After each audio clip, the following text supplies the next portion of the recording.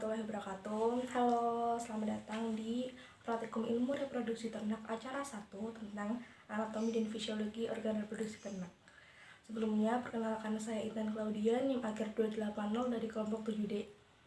Reproduksi, seperti yang kita tahu, merupakan proses yang sangat penting bagi keberlangsungan hidup semua makhluk hidup, tak terkecuali hewan ternak. Tujuannya adalah untuk melestarikan jenisnya dan agar tidak punah. Organ reproduksi jantan dan betina, baik dalam ruminansia maupun non-ruminansia, memiliki perbedaan. Nah, perbedaan itu dapat dilihat dari bentuk, letak, serta fungsi-fungsi dari organ reproduksi tersebut. Oleh karena itu, untuk mengetahui perbedaan-perbedaan tersebut, dilakukanlah Praktikum Ilmu Reproduksi Ternak Acara 1 tentang Anatomi dan Fisiologi Organ Reproduksi Ternak. Jadi tujuan utama dari acara ini adalah untuk mengetahui dan memahami dari perbedaan serta bentuk, letak, dan fungsi-fungsi dari organ reproduksi ternak, jantan dan betina, baik ruminansia dan non-ruminansia. Lalu, apa saja manfaat yang didapatkan dari materi ini? Tentu saja ada banyak manfaat yang dapat didapatkan dari aplikasi materi anatomi dan fisiologi organ reproduksi ternak ini. Salah satunya yaitu mencegah terjadinya kegagalan dalam perkawinan, terus beranak, bertelur, inseminasi buatan, dan lain sebagainya.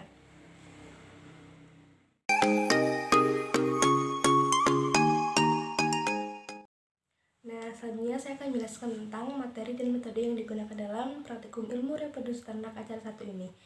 Yang pertama ada materi yang terdiri atas alat dan bahan. Alat yang digunakan yaitu antara lain ada handscope, jarum, dan label nama. Untuk bahannya ada organ reproduksi asli ataupun awatan organ reproduksi ternak ruminansia dan non-ruminansia baik jantan dan betina. Nah, selanjutnya akan dibahas mengenai organ-organ pada ternak ruminansia dan non-ruminansia jantan dan betina. Selamat menonton.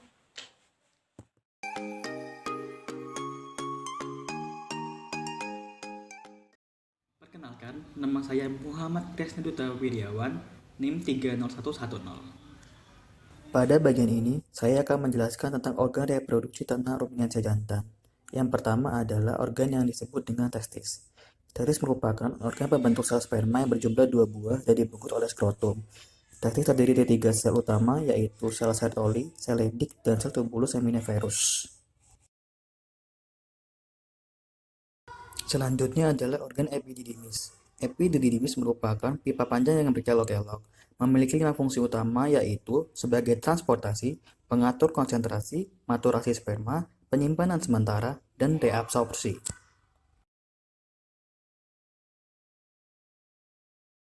Selanjutnya adalah vas deferens. Vas deferens adalah pipa berotot berdiameter mencapai 2 mm yang berfungsi untuk mengangkut semen dan transportasi dari epididymis menuju ampula. Selanjutnya adalah kelenjar aksesoris yang terdiri dari 3 saluran, yaitu vesicula seminalis yang memiliki bentuk lobus. Kelenjar ini berfungsi sebagai penghasil semen untuk sperma, memberikan warna hipoflavin dan energi dan nutrisi bagi sperma. Selanjutnya, kelenjar prostat yang terdiri dari 2 bagian yang berbentuk bulat, yang berfungsi sebagai pemberi aroma pada sperma yang disebut dengan spermum, serta menambahkan mineral pada sperma. Selanjutnya, kelenjar Cowper. Kelenjar Cowper adalah sepasang kelenjar yang terletak di sepanjang uretra, berfungsi sebagai pemberi kelembaban pada vestibulum dan mensekresikan cairan buffer untuk membersihkan saluran reproduksi ternak jantan.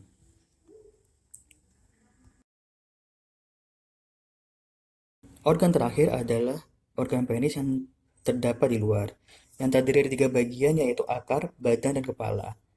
Fungsinya adalah sebagai organ kopulasi, serta saluran pendeposisian sperma dan tempat keluarnya urin.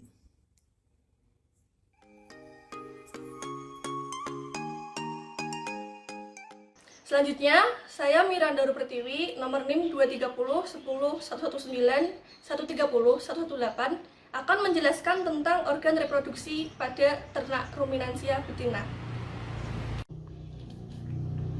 Organ reproduksi pada ternak ruminansia betina terdiri dari ovarium, oviduk, uterus, serviks, vagina, dan vulva. Ovarium merupakan organ reproduksi primer pada sapi berbentuk bulat seperti ini yang berfungsi untuk memproduksi sel ovum dan hormon kelamin betina, yaitu estrogen dan progesteron. Yang kedua yaitu oviduct. Pada sapi terdiri dari infundibulum, ampula, dan isthmus. Infundibulum terpisah dengan ovarium yang memiliki struktur fimbre yang akan menangkap sel ovum yang telah ovulasi. Sedangkan ampula dan isthmus bergabung menjadi satu pada ampullary isthmus junction yang merupakan tempat terjadinya fertilisasi. Sel ovum yang telah fertilisasi akan mengalami proses morula, blastula, gastrula, dan akan menempel pada dinding endometrium uterus. Organ yang ketiga yaitu uterus. Uterus merupakan organ reproduksi sekunder, terdiri dari endometrium, myometrium, dan perimetrium.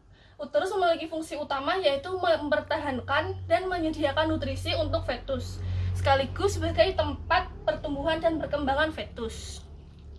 Organ selanjutnya yaitu serviks.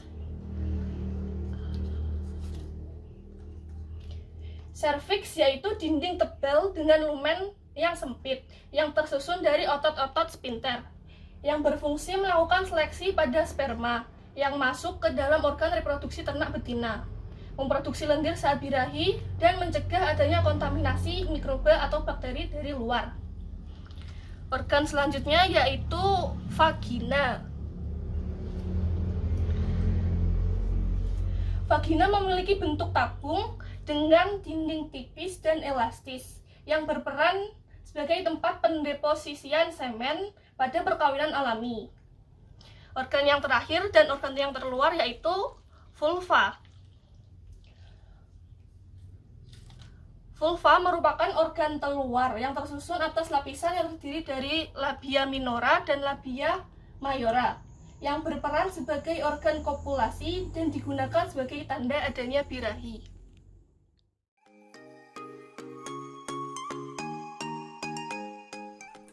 Perkenalkan, nama saya Rian Sugeng Saputro, NIM terakhir 130077 dari kelompok. Selanjutnya, saya di sini akan menjelaskan tentang organ reproduksi pada unggas jantan. Yang pertama, ada testis. Testis memiliki bentuk bulat, sedikit oval, seperti kacang berwarna pucat keunguan dan terletak di ventral antenor ginjal. Testis merupakan organ terpenting dari reproduksi unggas jantan karena memiliki dua fungsi, yaitu sebagai penghasil sperma dan penghasil hormon reproduksi. Testis terdiri dari dua bagian utama, yaitu bagian tubular dan interstitial.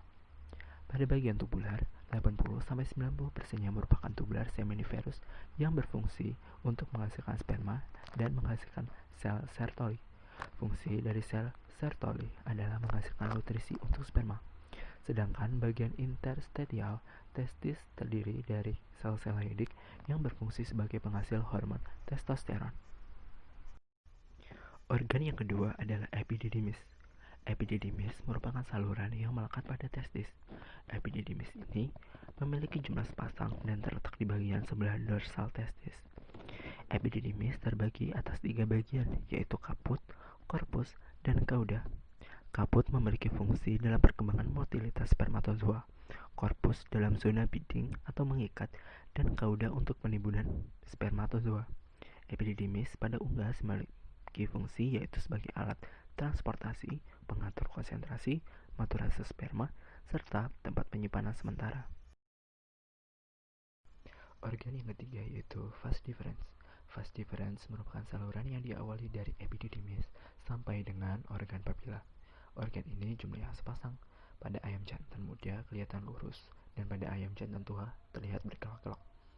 Letaknya ke arah cauda, menyilang ureter, dan bermuara pada kloaka sebelah lateral urodeum. Vas deferens berfungsi sebagai alat transportasi untuk menyalurkan sperma ke kopulasi atau pengeluaran sperma ke penis, dan sebagai tempat penyimpanan sperma sementara sebelum dieksekusikan.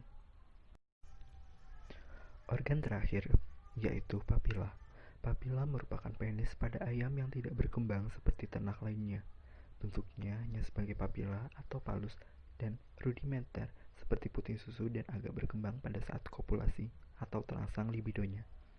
Palus atau papila ini berfungsi sebagai alat kopulasi dan tempat keluarnya sperma menuju organ reproduksi betina. Perbedaan dari organ kopulasi pada unggas dan ruminansia adalah pada ruminansia, alat kopulasi dilengkapi dengan preputium, sedangkan pada unggas sangat sederhana, disebut juga dengan papila. Perkenalkan, nama saya Guru Sawadila dari kelas IADD NIM 23010119130135135. Di sini saya akan menjelaskan tentang organ reproduksi pada unggas betina. Yang pertama ada ovarium. Ovarium merupakan organ yang letaknya di dekat ginjal dan antara rongga dada. Ovarium ini terdiri dari dua lobus yang mengandung banyak folikel. Ovarium menghasilkan sel telur dan hormon. Selanjutnya ada oviduct yang dibagi menjadi 3 bagian. Yang pertama ada infundibulum yang berfungsi sebagai untuk menangkap sel telur yang telah diovulasikan.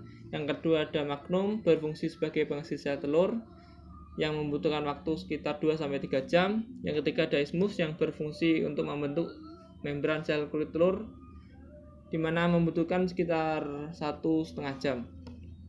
Selanjutnya ada uterus yang merupakan tempat pembentukan cangkang telur yang membutuhkan waktu kurang lebih 20 jam 45 menit. Selanjutnya ada vagina.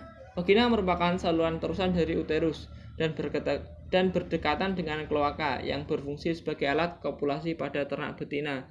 Dan yang terakhir ada kloaka yang merupakan organ akhir dalam reproduksi unggas betina yang memiliki fungsi sebagai tempat keluarnya telur dan kotoran. Terima kasih. Nah, itu tadi adalah penjelasan dari teman-teman mengenai organ reproduksi ternak jantan dan betina, ruminansia dan non-ruminansia. Sekian dari kami, bila ada salah kata mohon dimaafkan. Terima kasih. Wassalamualaikum warahmatullahi wabarakatuh. Sampai jumpa.